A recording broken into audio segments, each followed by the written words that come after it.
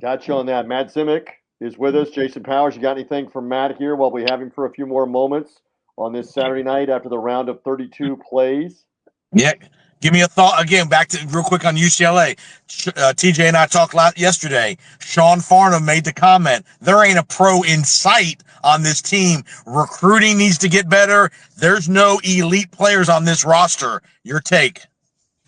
100%. I mean, Mara could become something special, but he's kind of a project, right? He's not ready now, but he could develop into somebody. But like, you need elite shooters, right? If you have a 7'3" big man on the floor, you need elite shooters so that when teams double and triple Mara in the low post and he kicks it out, you have a reliable guy. Like Chaz Lanier is the guy UCLA needs to have on its roster. Sure.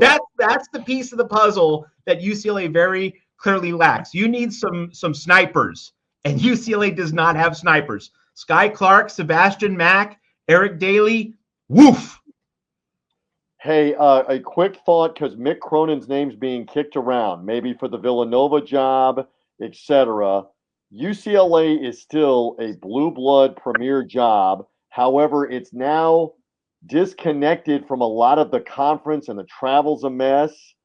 Do you think Mick Cronin, what do you perceive? Might he be interested in doing something else, or do you think he's pretty firm, at least for next year, to stick around? So my sense of the situation is that Mick Cronin likes being at UCLA. I think he seems to understand that it's a blue blood premier job. Like, it was a step up from Cincinnati, and he's already made the Final Four at UCLA. Obviously, he did it in kind of a Cinderella-like way, but nevertheless, like, he got there.